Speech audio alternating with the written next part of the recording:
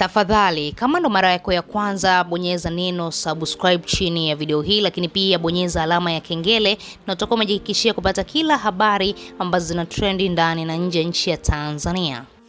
Baada ya sakata la msanii Aslay kutrendi huko kwenye mitandao ya kijamii, lakini pia video yake kuvuja ikiwa inamuonesha yupo huko nchini Kongo akiwa anafanya show za chaka tu chaka, mastaa wengi mbalimbali wamemhurumia msanii Aslay kwa sababu ni msanii mzuri. Au ukiangalia tangu kile kipindi ambacho msanii Aslay aliamua kujisimamia mwenyewe katika sanaa yake ya muziki, alikuwa anatoa ngoma ambazo zina hiti.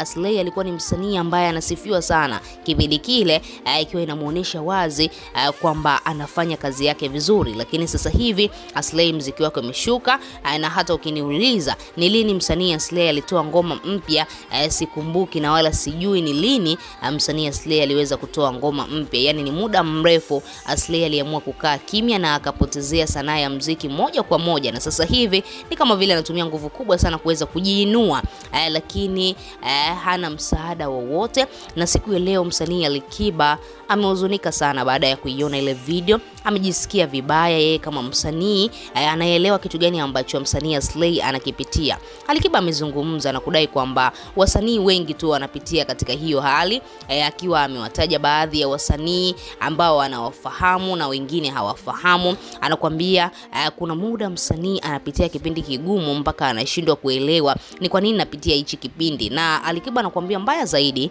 msanii anapopitia kipindi kigumu hatamani kuonesha madhaifu yake mitandaoni, na ndio maana msanii anaamua kutulia tu na kunyamaza moja kwa moja, kwa sababu tu anajua huenda nikazungumza kitu na mtu fulani alafu akaanza kunitangaza, alafu nikawa trending huko kwenye mitandao ya kijamii. Sasa msanii anapitia kipindi kigumu zaidi kwa sababu tayari yeye ni brandi, yeye ni msanii, yeye ni Aslay. Hawezi tena kurudi chini na kuanza kuchoma mahindi, hawezi tena kurudi chini na kuweza kuuza chipsi, kwa sababu anajua tu yeye ni msanii, tayari yeye ni brandi. Hali anasema anamuelewa sana msanii Aslay na anaelewa kitu gani ambacho anakipitia, na akaahidi kuweza kumsaidia endapo Aslay atahitaji msaada wake, basi afike katika media za Crown Media, alafu Alikiba atapigiwa simu waje kuonana na watazungumza mengi, lakini pia ataweza kumsaidia kwa nafasi yake. Kama Aslay ataona kabisa Alikiba anaweza akafiti katika hilo jambo lake ambalo limemtokea, basi Alikiba yupo tayari kumsaidia Aslay kwa sababu anaelewa